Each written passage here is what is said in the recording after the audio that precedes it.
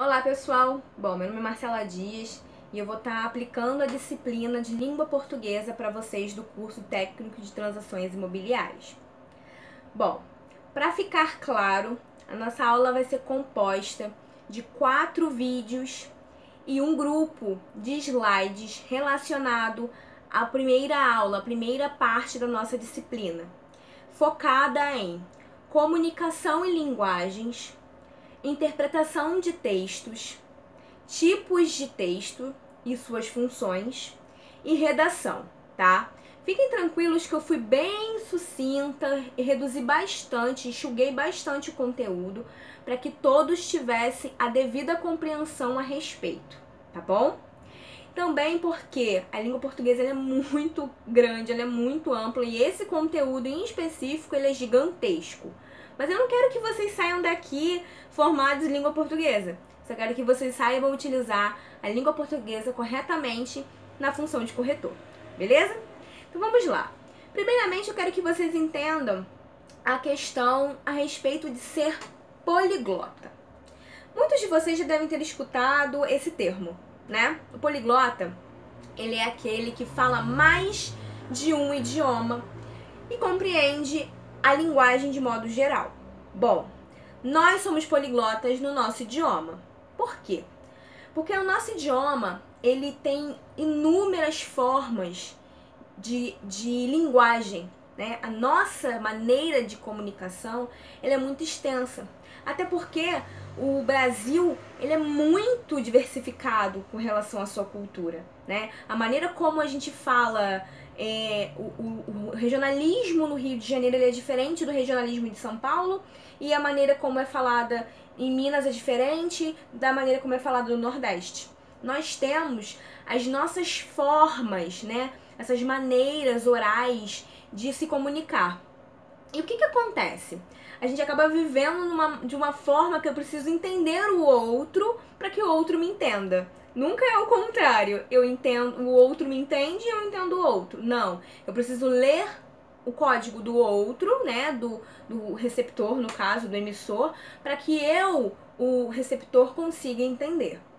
E isso acontece ainda mais quando se trata da questão digital, né? A gente tem a questão oral e a gente tem também as ideias hoje de gestual, porque a gente tem Libras aí inserido do nosso cotidiano também.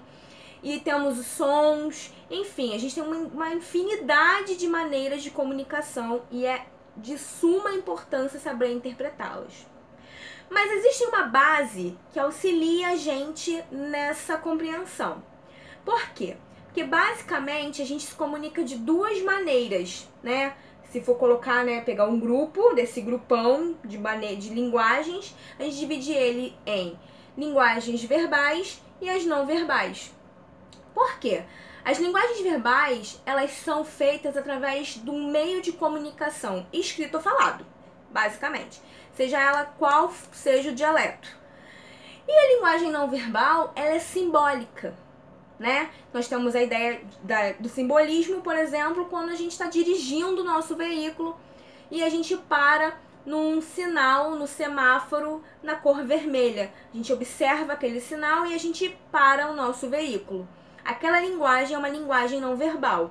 Quando o guarda dá o seu salvo para a gente poder parar, é uma linguagem não verbal através dos sons.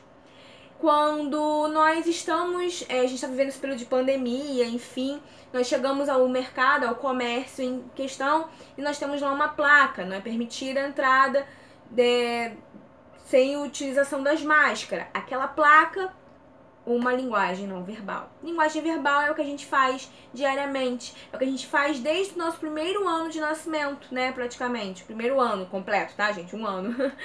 Quando a gente começa a balbuciar, depois quando a gente começa a utilizar as nossas primeiras palavras, e depois a gente vai aumentando o nosso vocabulário, então começando a se comunicar com mais clareza. Eu deixei pra vocês, nos slides, uma imagem de uma placa de vende-se, em que eu queria que vocês descrevessem pra mim, pode ser no mural mesmo, tá?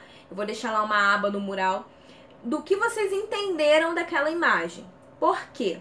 Porque essa placa, essa imagem, diz muito a respeito do trabalho que vocês vão desempenhar lá na frente, né?